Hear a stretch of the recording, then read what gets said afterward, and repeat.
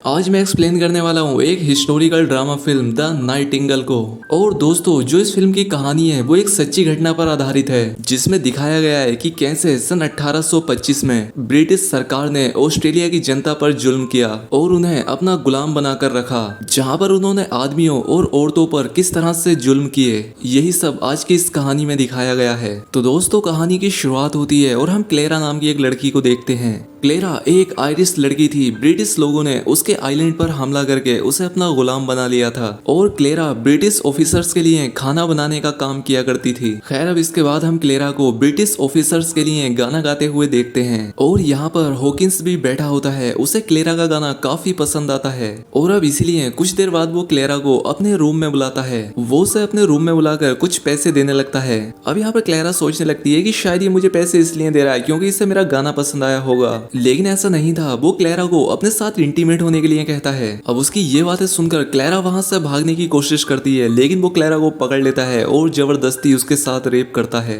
अब क्लेरा की फैमिली में उसका एक पति जिसका नाम एडम था और उसकी एक बेटी थी। अब एक रात जब क्लेरा और एडम खाना खा रहे थे तो एडम को क्लेरा के गले पर एक निशान दिखाई देता है। वो क्लेरा से पूछता है कि निशान तुम्हारे गले पर कैसे आया, जिस पर क्लेरा उससे झूठ बोलती है कि मुझे चोट लग गई थी, लेकिन वो उसकी बात पर यकीन नहीं करता और उससे सच बताने के लिए कहता है, जिस पर क्लेरा कहती है कि हॉकिंस ने मेरा रेप करने की कोशिश की है। लेकिन फिर भी क्लेरा एडम को यहाँ पर सारा सच नहीं बताती। अब हॉकिंस की इस हरकत के बारे में सुनकर एडम को बहुत गुस्सा आता है, लेकिन क्लेरा उसका गुस्सा शांत करती है। वो कहती है कि हम यहाँ पर गुलाम हैं और हमने जरा सी भी आवाज उठाई तो ये लोग हमें मार देंगे। अब उसकी बात सुनकर एडम शांत हो जाता है। खैर, अब अगले दिन जब क्लेरा फिर से ऑफिसर्स को खाना सर्व कर रही होती है तो यहाँ पर एक ऑफिसर उसके साथ बदतमीजी करने लगता है और दूसरी तरफ एडम को भी सच पता लग गया था कि हॉकिंस ने क्लेरा के साथ क्या किया है, इसीलिए एडम यहाँ पर आकर हॉकिंस से लड़ने लगता है। लेकिन तभी वहाँ का चीफ ऑफिसर हॉकिंस को अपने ऑफिस में बुलाता है और उससे कहता है कि तुम्हें कल सुबह इस टाउन को छोड़कर दूसरे टाउन में जाना होगा। हॉकिंस पहले तो उसकी बात मानने से थोड़ा इनकार करता है, लेकिन उसके चीफ उससे कहता है कि अगर तुमने ऐसा नहीं किया तो तुम अपनी जॉब से ही हाथ धो बैठोगे। इसलिए हॉकिंस को उसकी बात माननी पड़ती है, लेकिन वो काफी गुस्सा हो गया था और अब इसीलिए वो रात को जबरदस्ती क्लेरा के घर में घुसकर उसके पति एडम को मारने लगता है। उसके साथ उसके दो दोस्त भी मौजूद थे जिनका नाम रस और जागो था। वो दोनों यहाँ पर एडम को पकड़ लेते हैं और हॉकिंस फिर से क्लेरा का रेप करने लगता है। यहाँ पर बेचारी क्लेरा काफी चिल्लाती है, लेकिन हॉकिंस को उस पर तरस नहीं आता। तभी एडम किसी तरह से छुटकर हॉकिंस को मारने के लिए आता है, लेकिन तभी वो एडम को शूट कर देता है, जिस वजह से एडम की मौके पर ही मौत हो जाती है। और इसके बाद हॉकिंस का फ्रेंड रश भी क्लेरा के साथ जबरदस्ती करता है। अब इतने में ही क्लेरा का बच्चा भी उठ जाता है। वो क्लेरा की चीखने की आवाज सुनकर जोर जोर से रोने लगता है। अब उस बच्चे के रोने की आवाज सुनकर हॉकिंस बहुत ज्यादा गुस्सा हो जाता है, इसलिए वो जागो से उस बच्चे को मारने के लिए कहता है और इसलिए जागो उस मासूम बच्चे को दीवार पर फेंक कर उसकी जान ले लेता है। अब अगले दिन जब क्लेरा को होश आता है तो वो ये सब देखकर बहुत रोने लगती है। वो अपने बच्चे को गोद में उठाकर वहाँ की पुलिस के पास पहुँचती है।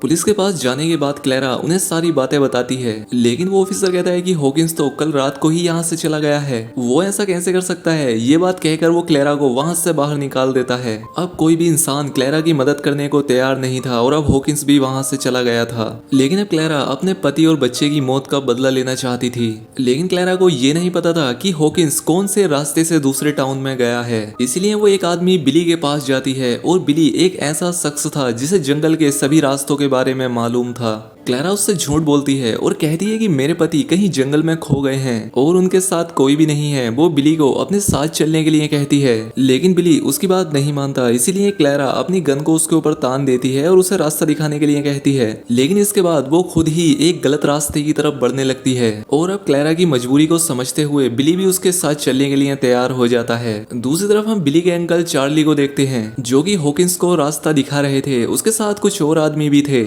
जो कि उसका सामान लेकर चल रहे थे। रास्ते में जागो इस बात से परेशान था कि उसने एक बच्चे की जान ले ली, लेकिन हॉकिंस उससे कहता है कि तुम इतना परेशान क्यों हो रहे हो और हमने जो भी किया वो एकदम सही था। दूसरी तरफ क्लेरा और चार्ली भी साथ में जा रहे होते हैं। एक जगह आकर वो देखती है कि यहाँ पर काफी सारे घर जल रहे थे और ऑस्ट्रेलिया के जो ब्लैक मूल निवासी हैं उन्हें मारकर पेड़ों से लटका रखा था। अब रास्ते में चलते चलते बारिश आ जाती है, लेकिन फिर भी ये दोनों अपना सफर तय करते हैं। अब आगे जाने के बाद बिली अचानक से भाग जाता है क्योंकि यहाँ पर क्लैरा को कुछ ऑफिसर्स मिलते हैं जो कि उससे यहाँ आगे आने की रिपोर्ट मांगते हैं। अब क्योंकि क्लैरा के पास ऐसा कुछ भी नहीं था, इसलिए वो भी यहाँ से भाग जाती है। तभी उसे बिली वापस मिलता है जो कि उस पर काफी गुस्सा करता है।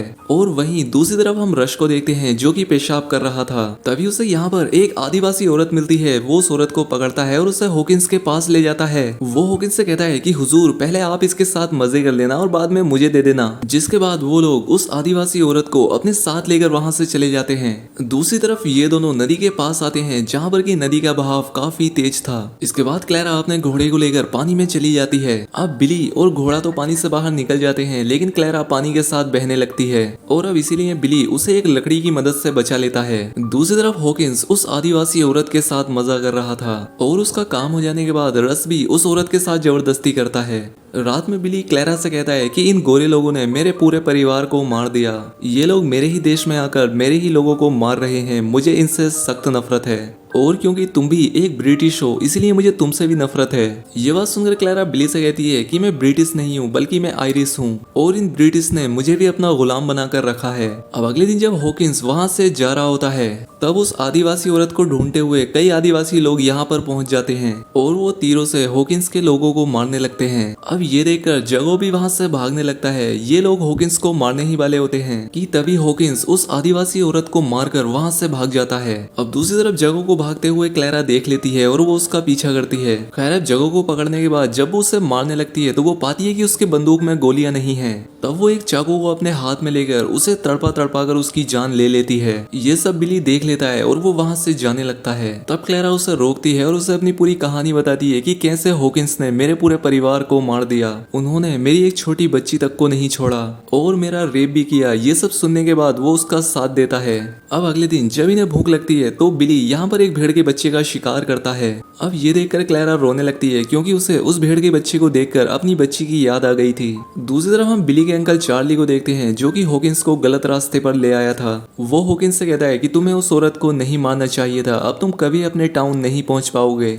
और तभी अचानक से रश चार्ली को शूट करके मार डालता है। चार्ली की मौत से हॉकिंस काफी परेशान हो जाता है क्योंकि अब उसे रास्ता कौन बताएगा, इसीलिए वो रश को बहुत ही बुरी तरह से मारता है और उससे कहता है कि बेवकूफ कहेंगे, अब हमें रास्ता तेरा बाप दिखाएगा, हम लोग इसी जंगल में फंसकर मारे जाएंगे। यहाँ पर हॉकिंस के पास एक बच्चा भी था। वो उस बच्चे को गन देते हुए कहता है कि अगर रात में रश फिर से कोई ऐसी बेवकूफी करे तो तुम मार देना इसे। अब अगले दिन जब हॉकिंस जंगल में जा रहा था तब क्लैरा उसे देख लेती है। अब वो उसे गोली मारने ही वाली होती है कि तभी हॉकिंस उसे देख लेता है और अब इसीलिए हॉकिंस से डरकर ये लोग अपने घोड़े को छोड़कर यहाँ से भागने लगते हैं। लेकिन फिर क्लैरा हॉकिंस से कहती है कि वो घोड़ी मेरे पति की आखिरी निशानी थी, मैं उसे छोड़ नहीं सकती।